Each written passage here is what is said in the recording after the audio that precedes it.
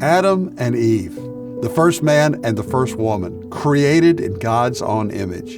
And the mission of mankind, humankind, is clear. Multiply, fill the earth, and reflect God's character, God's glory everywhere. But here's what makes this story of creation so powerful. God not only created them, He gave the man and the woman a choice. There were two trees that stood in the garden.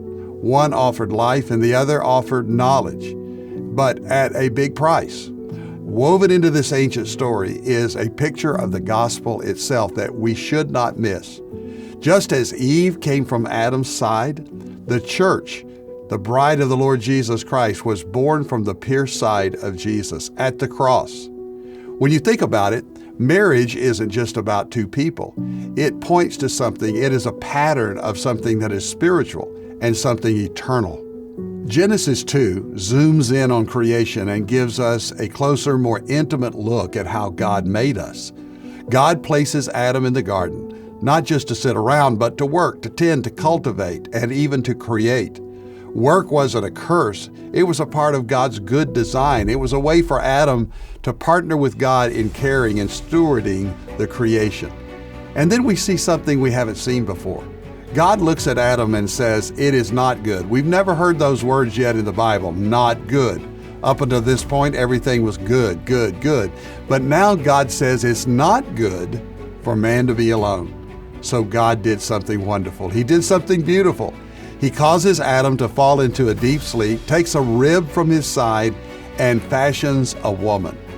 Not from his head, it has been said, to rule over him, not from his feet to be beneath him, but from his side, to walk beside him, near to his heart, to be loved, protected, and cherished. When Adam wakes up and sees her, he bursts into poetry. He says, "This is bone of my bones and flesh of my flesh." This is such a powerful story, and let me show you that this is where the gospel of Jesus Christ breaks through. Because Eve was born from the wounded side of the first Adam. But we as Christians, and then God's church, we were born from the pierced side of the second Adam. And who is the second Adam? Jesus. Paul tells us in the book of Ephesians that marriage is a picture, a living illustration, a parable, if you will, of the church. Jesus is the bridegroom and we are the bride. And just as Adam gave up part of himself to gain Eve, Jesus gave up his life totally and completely to gain us and to give us life. The cross was about paying for sin. It was about forgiveness, and it's because of God's love. It was Jesus saying, "I will sacrifice my life for you to give you life forever." So when you see a husband and a wife walking together in love, let it be a reminder. This is a shadow of the gospel. You're seeing a picture of Jesus and His bride. I'm Pastor Jack Graham, and this is Pray.com's Bible in a Year.